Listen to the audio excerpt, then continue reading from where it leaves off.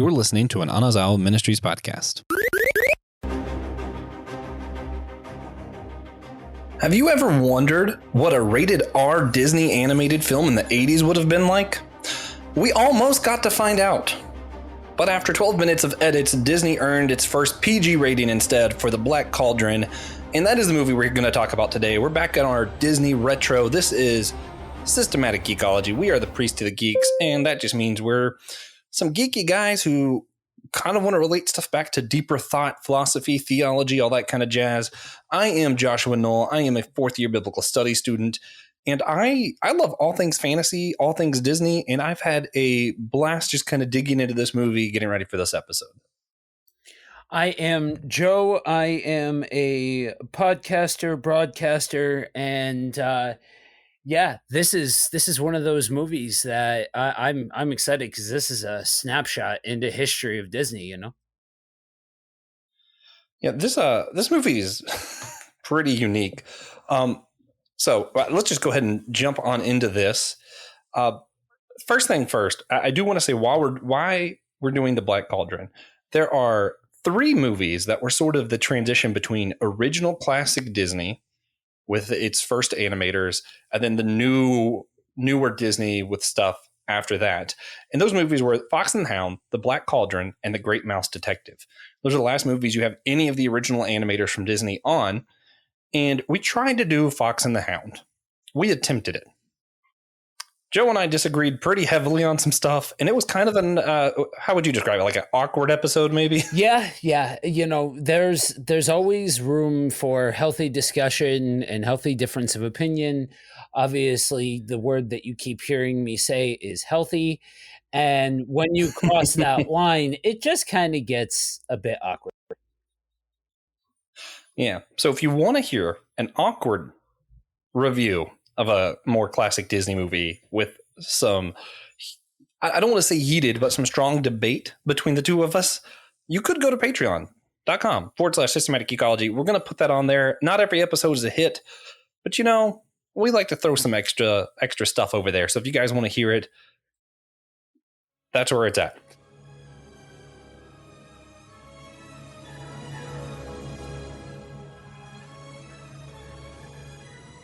Today, we're going to make up for some of our shortcomings in that and talk about The Black Cauldron, which is one of the movies Disney's kind of tried to hide. It was not well received for a long time. In the 90s, it said it was easier to find Song of the South than it was to find The Black Cauldron, which is fascinating. When 98, I think, is when it finally came to VHS, and I think it also came to DVD at the same time or around the same time. And that's about the time that I saw it. And I was like 6. So to me, you know, I saw it pretty early on, still in childhood. I liked it a lot more than most people seem to, for some reason. I recently discovered the book series that it's based on and started getting into some of the audiobooks and stuff for that. So it's the Chronicles of Pryden. We're going to talk some about that later on. But for now, I want to talk about why this movie is important to Disney history, film history, etc. I'm just going to share some fun facts real quick, if that's okay with you, Joe. All right. So first up, I want to talk about Disney's 9 old men. And yes, that's literally what Walt Disney called them. It was the 9 original animators, producers, etc. We have Les Clark, Mark Davis, Ollie Johnston, Milt Kahl, Ward Cabal, Eric Larson, John Lounsbury, Wolfgang Reitherman, and Frank Thomas. A lot of them left with Fox and the Hound. Not a lot, but I think like 3 of them left during Fox and the Hound.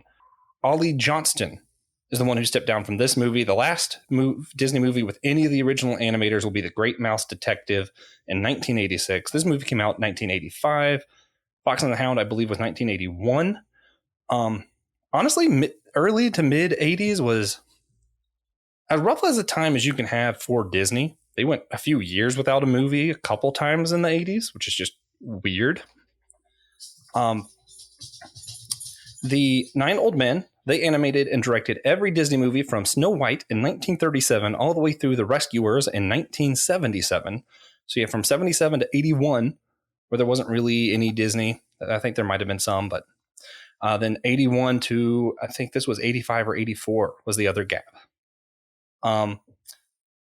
So that being said, this is the first Disney movie. This is the other fun fact. Fox and the Hound was the last Disney movie with credits before the movie rolled. This is the first Disney movie with credits after the film. And that's kind of a big marker in films. It's really interesting to see what that transition is like. Fox and the Hound has this really slow opening, so they have all the credits during the scenes of the forest and little critters running around and the music slowly coming in. This one just starts cold open, deep voice narration, the Black Cauldron. I love cold opens. Obviously, you can tell it's something that's crept its way into this show. And that wasn't really possible till they moved the credits to the end of the scene. So that was a huge moment in history. And of course, we talked about how this was almost rated R before the new producers of Disney came in, checked it out, and said, no, you guys got to cut all of this. There was a scene you can find, I forget where it's at, but you can find it, where right before the last battle stuff, which the last battle I think was also cut from the original or the movie when it came out. But the scene had a man's skin and blood and everything just boil right off of his skeleton. It was a very graphic.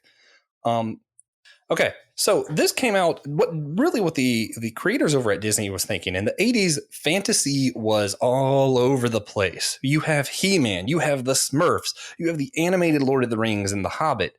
I'm sure I could go on. Joe, 80s cartoons are sort of a highlight for you, right? Yeah, for me, this movie like screamed of the same kind of animation style and same type of I guess storytelling, like animated storytelling that some of my very favorite IPs employ. And for me, I think it's interesting that a movie like this is so divisive, right? And some of the 80s cartoons are also very divisive.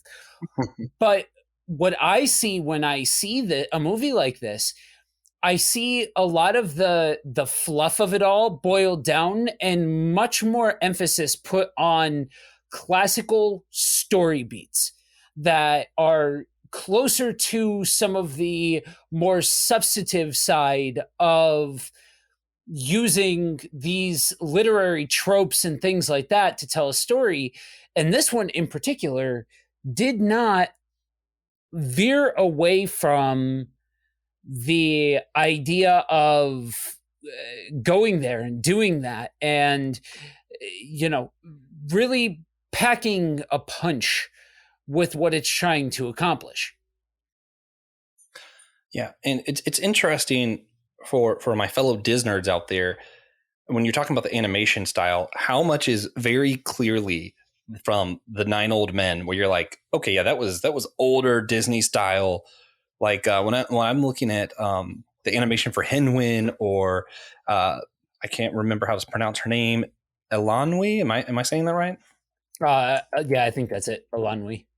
Yeah, y'all know what I mean.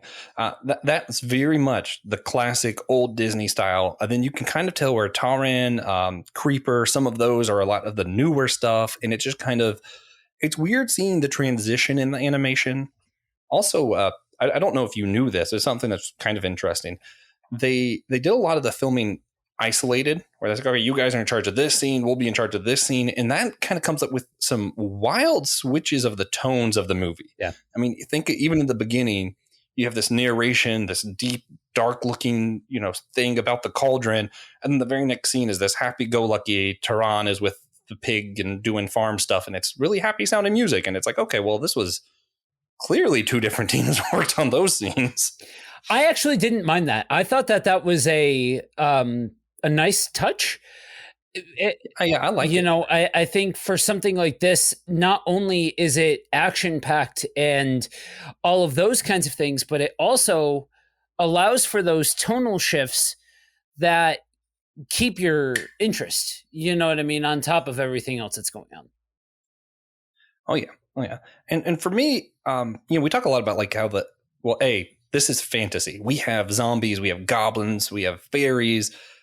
I love fantasy. You guys know this. You've heard. Usually it's Brandon and I talking fantasy. Today it's Joe and I, and it's Disney fantasy. So that's layers there, right?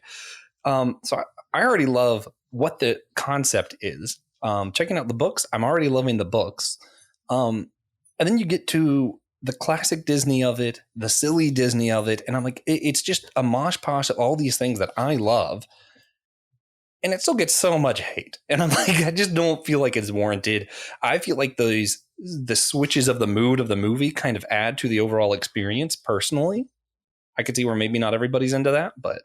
Yeah, so that's news to me, right? I did not know a lot of the preamble other than the movie itself. And I rewatched the movie in preparation for this. And it did not.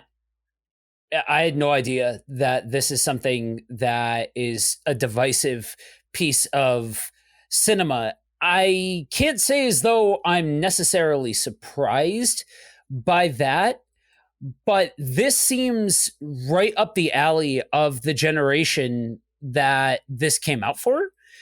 Because, like I said, I mean, maybe this is completely due to the power of hindsight, but when you look at the climate for animation like this and this kind of storytelling, I could easily rattle off at least 5 different animated series or very famous pieces of IP that you could look at that in comparison to the Black Cauldron. And if you like one, you like the other.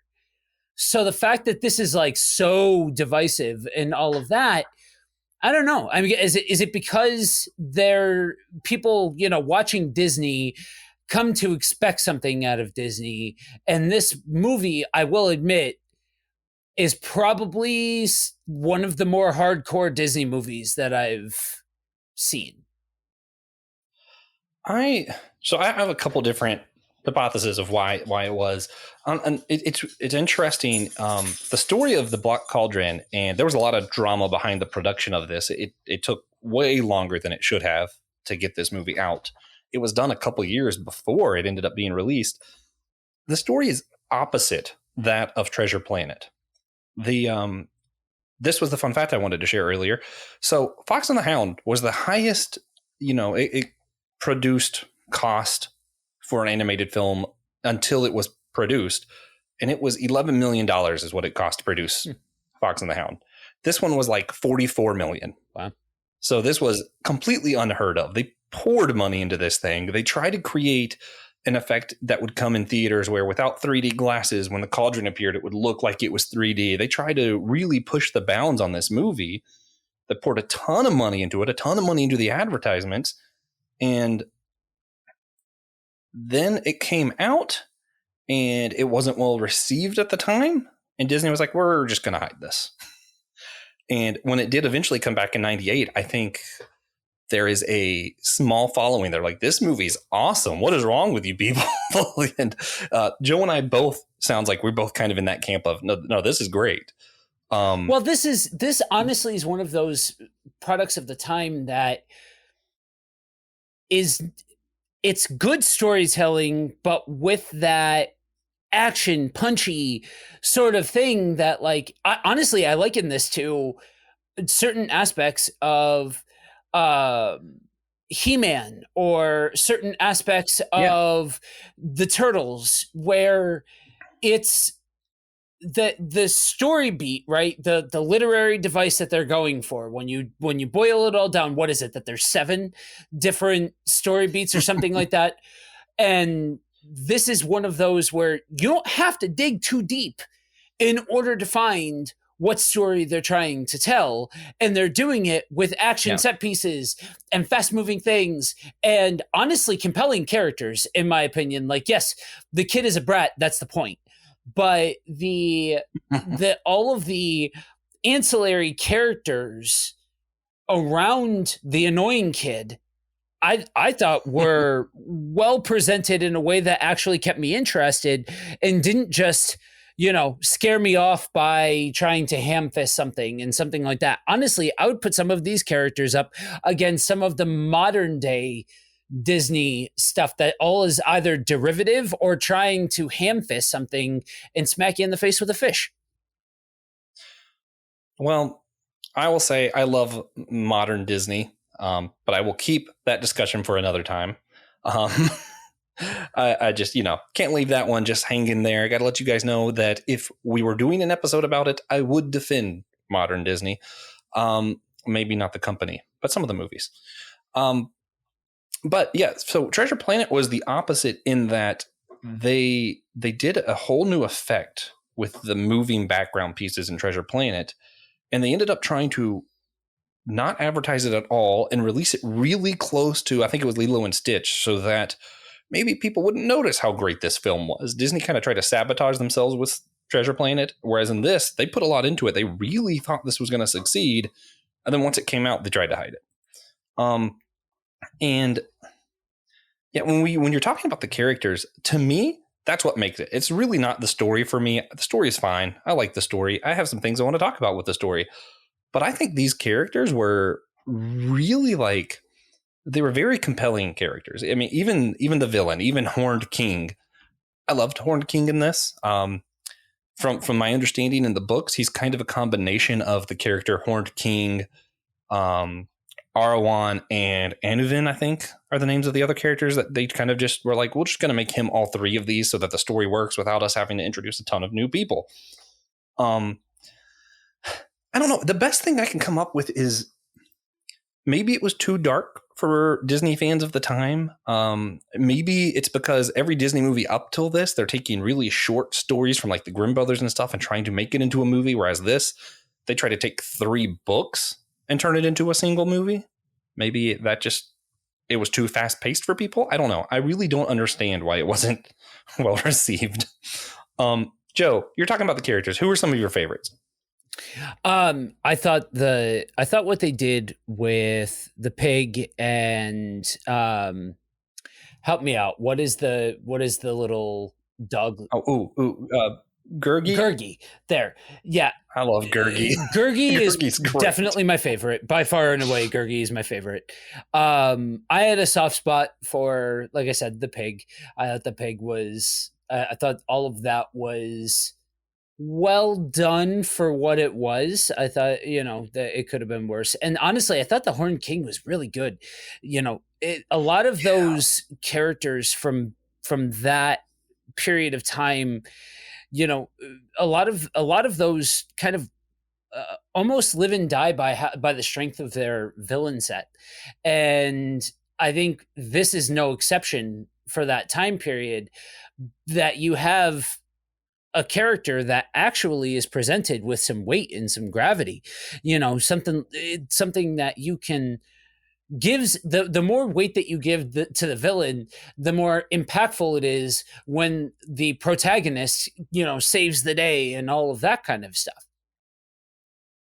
Yeah. The villain really made it. Horned King was awesome. Very reminiscent of like Skeletor kind of deal. Yeah, I'm like, this guy's great. Obviously, I'm actually, what's funny is I did not think we were going to agree on this. I for some reason, I thought you were going to like Taran and you were going to think that Gurgi was too animated as personality. So but I'm there with you. It's a fine line when you have a character like this. If the character is written well and is funny and has a personality past this is the kids moment of the movie, and I understand the whole movie is made for kids, but like there we have in cinema a lot of the time with stuff like this. This is the character that's, hey kids, this is very clearly the comic relief, and it's very lowest common denominator, I guess. For this is I don't know. I thought that the comedic timing and writing was done right. I thought the character past just being slapstick was done well. Stuff like that. Almost in the same vein as to why I enjoy a character like the Cheshire Cat from Alice in Wonderland. That's another great one. I love Gurgi. Cheshire Cat, obviously another one. How do you feel about Creeper? I appreciated it. I think it's I think this kind of storytelling is the same kind of way that I like Universal monster movies.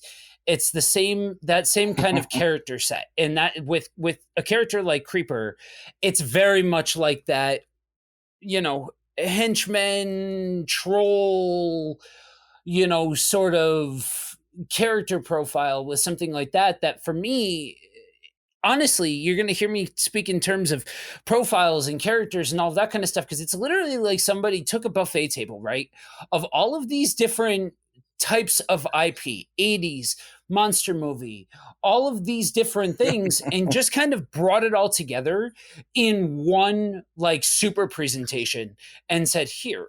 You know what I mean? Like, I almost look at something like this as not Disney because it's so different from Disney. Yeah, it's weird. A lot of the themes seem very un-Disney. The animation's very in between two different eras of Disney. It's a really unique movie. For me, Creeper, the dynamic of Creeper and Horned King, and this might be hard to follow, really reminded me of the Smurfs with Gargamel and Azrael, but like reversed, where the main villain's the one that's actually scary, and then he has this kind of goofy sidekick that I'm like, yeah, the classic villain sidekick of the 80s. I love that trope. Yes. And some tropes are tropes for a reason, and it's because they work. Yeah. The pig. You mentioned the pig. I got to say, I also love the pig. Move over, Wilbert. Hen win for the money. If I had to pick an animated pig, one with psychic powers, has to take the cake. Yeah, definitely. Which is just a goofy kind of random thing added in that I don't feel like it comes off as goofy in the book, but it's like perfect for kid animation where it's like the pig, that was the key. Like, yes, of course it was. Right. It's that fine line between, it's not an adult movie, and thus you're going to have some random plot points like the pig is the key to all of it and stuff like that. That is just, it's just part of the story, and that's okay. It's great. I love it. But that being said, I do want to, this isn't my recommendation, so I'm putting it in the regular episode. I do want to say, if you enjoy the Black Cauldron, or if you don't, I think it's worth checking out the Chronicles of Prydain. It's a 5-book series. It has the Horned King, who I'm pretty sure he dies in the first book, dies pretty early on, really. And, his role was actually as Arwan's champion and the war leader of Anuvin. Very complex fantasy kind of book. If you love The Hobbit, if you love Lord of the Rings, Narnia, that kind of stuff. Everything I've heard about this book is great. I've started listening to the first couple. I'm really enjoying it. I think it's something worth checking out. It's one of those, a lot of times when Disney takes some of these old stories and they redo it, like Pocahontas, man, do they slaughter the story. Yeah. Even if Disney's version is great and fun and I love it, they tend to not do what the actual story is. Right. For one reason or another. A lot of times it's because they make kids movies and these stories aren't always for kids. I think in this, I feel like they do a really good job, even though they completely change a lot of the aspects. When you're having to boil down 3 books into one movie, you have to do that. And I feel like they did a good job kind of getting the feel of what classic fantasy, especially at that time era, was like. Yeah. There's a fine line of what makes fantasy fun and what makes fantasy boring. I've not ever been shy about talking about the fact that the Lord of the Rings series of movies does not really sit on the right side for me. It just kind of plots and just is gets in its own way 90% of the time. The books, on the other hand, I think are very compelling. I think they're a great read. I think they're a lot of fun. Because the plot is going forward. You're not just trying to fill runtime. The plot's always moving. And that's what I think I appreciate about the Black Cauldron is, as a fantasy film, it is continuing to push the story forward in a way that keeps you compelled, rather than just being long-winded because it's a fantasy flick. Yeah. Obviously, it's no secret that I love Lord of the Rings. I prefer to watch the extended cuts. I will sit through the regular ones if I have to. Very seldomly do I have to. Still waiting on the more extended cuts. I largely feel the same way about Narnia. I didn't love the movies. Yeah. It took me a while to come around to the books, but a lot of the books, especially we're about to do review Voyage of the Dawn Treader. For me, that book's where it's at. For Narnia, I'm like, I could just read that one and I'm happy. And I haven't finished this series, so maybe the first three are actually the only ones worth reading. I have no idea, but I love fantasy as a genre. It's just a fun thing to get into. Disney's take on it, even if it wasn't well received at the time, I still thought it was great. Joe thought it was great. There was one scene in it, and I gotta say, to me, Taron was very much. I feel the same about him as I do like the Skywalkers of Star Wars, where I'm like, man, what a whiny character. Yes, he's the hero. Yes, he did a lot of good, and hey, I'm glad he won. But man, what a whiny character. Right. And one thing he did that I did want to kind of bring out, and again, like you mentioned earlier, the themes in this are not hard to pull out. Right. And there's a scene where he's basically asked to sacrifice this sword that means everything to him for whatever reason. I don't want to get into it right now. The point is, it was his most prized possession. It's what made him a hero, and he was asked to sacrifice it to receive the Black Cauldron so he could keep the Horned King from getting it. He makes the sacrifice, and it was more or less for no reason. They couldn't do anything about it. He sacrificed for no reason. And that is something that's you don't see a lot. Typically, especially in kids' movies, they make the sacrifice. Now they're the hero. Everyone happily ever after the end. It's not, he made the sacrifice and he was tricked. What a fool. Right. That's just kind of unique to this movie in a lot of ways. So I wanted to ask you, as far as thinking about sacrifice, when it's worth doing, when it's just meaningless, because a lot of times we just make sacrifice itself a virtue without saying, why are you sacrificing? Was it a good idea to sacrifice? It's just, sacrifice. That's the virtue. How do we know when to sacrifice and when we're just kind of being duped or treating sacrifice itself as the virtue? Well, ultimately,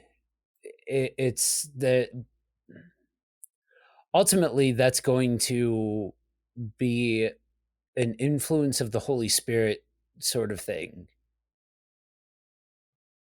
I think if we are evaluating the situation for what it is, we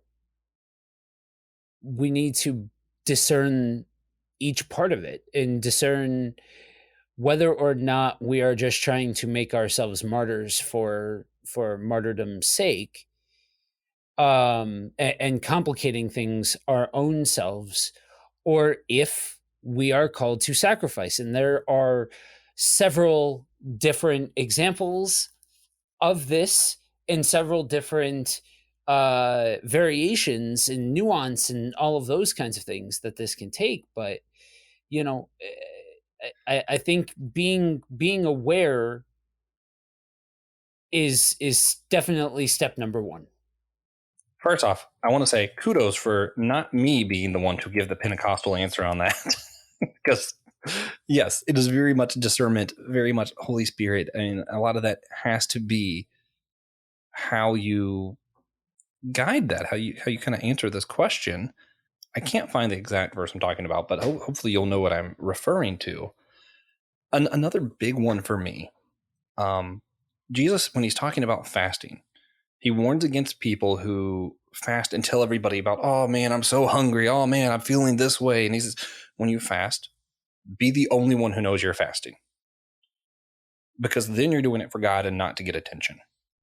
And I think a lot of times the question is, are you fasting so that you can feel like a good person? Are you fast? Like, what is your motive here, right?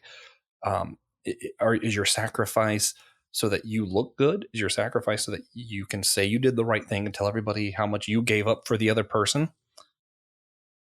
Or is it purely because you think it will produce the best outcome, because you think you are helping others in some way? I think a lot of it comes down to motive in that way. Does that kind of sound like I'm on the right beat with that? Yeah. When you have something like that, there's two general paths, and we kind of hit both of those, right? There's two parts. There's the spiritual aspect of it. There's the self-aware human aspect of it. And I kind of this is something that I have a way of talking about most Christmas seasons. There are some that give gifts because out of a very selfish place. It's about them giving gifts, not about giving gifts to the other person. And it's this some kind of way with this. Like, you have these situations where somebody jumps in and wants to get involved or whatever, and it's simply because they have their own desire to be recognized, their own desire to, it's like when you do something good for somebody else and somebody takes a picture and posts it on social media. Well, why take a picture in grandstand? You know what I mean? Yeah, I think it's a good practice to do good deeds without people knowing. Now, I do think, and there's a balance to this, right? Like, there is an extent of letting people know on social media that there is this event going on, that you're a part of it. You'd like them to be a part of it so that you're getting more people to do a good thing. Like, there's an extent where I understand that. But if all you're doing is giving and saying, look at me, I did a great thing, that's something totally different. Right. So it's not exactly the verse I was thinking of, but beware of practicing your righteousness before men to be noticed by them. This is Matthew 6. Otherwise, you have no reward with your Father who is in heaven. So when you give to the poor, do not sound a trumpet before you, as the hypocrites do in the synagogues and in the streets, so that they may be honored by men. Truly I say to you, they have had their reward in full. But when you give to the poor, do not let your left hand know what your right hand is doing, so that your giving will be in secret, and your Father who sees what is done in secret will reward you. When you pray, you are not to be like the hypocrites, for they love to stand and pray in the synagogues and on the street corners, so that they may be seen by men. Truly I say to you, they have their reward in full. But when you pray, go into your inner room, close your door, and pray to your Father who is in secret, and your Father who sees what is done in secret will reward you. I don't want to hang up too much on the reward stuff because we don't want to get into into that. What's it called? Prosperity. Yeah, I don't want to get into prosperity gospel kind of stuff because that's not what we do here. But there is this thing where God looks down and smiles on those who are just doing good things without trying to get attention for it. And yes, here it wasn't really about attention in this movie. Like, I don't want to draw that direct parallel, right? He made a sacrifice, turned out to not be a great sacrifice. Sometimes, and what I honestly think is, if you're fasting and letting people know about it, if you're giving of yourself and telling everyone about it, a lot of times you kind of demean what the sacrifice was actually meant to do. So I think it's a good practice to do some of these things in secret, as that verse was saying. Not necessarily that you're trying to hide it, but right. Yeah. Did you have anything else you wanted to add or talk about with this movie? Yeah, this is one of those that is very much a time capsule of the age in which it came out. And if you're, on the fringes of enjoying stuff like Disney movies and things like that, like I am, this is one that I would absolutely recommend that you check out, because there's some really cool stuff in this one. We don't usually rate older movies, but what would you rate this one? Out of 10, I would give it a solid 8. I think I probably feel about the main character how you tend to feel about Luke Skywalker. So yeah, that definitely keeps it from being a 10 for me, but it's definitely a very, very good movie. Yeah, I won't rate this. I'm pulling a trick on everybody. No, I don't think I can rate it where I'm not going to go back later and go, oh man, you should have gave it higher or you should have given it lower. I just have a hard time making up my mind about this movie a lot of the time. Sometimes I love it. Sometimes I'm like, just another Disney movie at the time. And I'm like, I don't know. Right. I just don't know. Right now, I'm like, yeah, man, totally an 8. Tomorrow I might be like, maybe a 6. It's really hard to say with this kind of movie, especially because for me, someone who just loves Disney, loves the history of Disney, loves the movies, the characters and all that, it happens to sit in this time where it's classic Disney. It's like all of them are 10s in my mind. Like, how can I rate these? Right. It's just something that's precious to me that I'm very biased towards. So my rating's pretty much meaningless anyway. Right. Yeah. So, and that being said, you think you're ready to wrap up? Yeah. Sweet. Well, guys, hopefully you found this to be much like the movie. We switched some moods and tones a couple times where we were talking about this silly little goblin and then immediately went into meaningless sacrifice. That's what this movie was. I would recommend you guys check it out. As far as other recommendations, there was well, Joe, do you want to go first? I got to look up what the official title of mine. It was the newest Hellboy comic. Yeah, I would definitely suggest if I've got a kind of an oddball one, and I'm sort of throwing this out there just to gauge the room a little bit and see if there's anybody who geeks out on this sort of thing. But I spent over 10 years in the restaurant industry. I've been a chef and all of those things, and one of my guilty pleasures is cooking shows. And I found one that is a Canadian. I don't tend to like American ones, but there's a Canadian cooking show called Wall of Chefs that is just it's campy, it's ridiculous, it doesn't take itself too seriously, but it actually gives honest looks at like what it means to make a quality dish rather than like the showiness of Food Network and stuff like that. So if that's your jam, I would definitely say check it out. That's one thing I love about this show, just hearing some of these recommendations that are seemingly like off the wall that I'm like, I might have never bothered with a cooking show outside of this. But that sounds like when someone else recommends something that you're like, usually I trust their taste in things. Even if it's something outside of my wheelhouse, I'm willing to give it a shot. Hopefully our listeners are too. Here's mine. It's a newer Hellboy comic. Still Mike Magnolia is working on it, so it's great. Hellboy in the BPRD Night of the Cyclops. It's just a one-off, just simple one story with Hellboy, and the art's amazing. At one point, Hellboy has goat feet, and it's just very like, hey, what if Hellboy in Greek mythology? Let's just see. Right. Fun stuff, classic Hellboy story. Gotta love it. That being said, if you want to find me or Joe or the other podcasts that we're on, Buddy Walk with Jesus and the Whole Church podcast, you can go to systematicgeekology.org, hit host. There's a drop-down menu. Both of our names are there. You can just click them. Everything we do is right there on the site. That being said, guys, let us know if there's anything you've been geeking out on that you want us to check out or do an episode about. We'd love to hear about it. And do us a favor. Remember, we are all a chosen people, a geekdom of priests.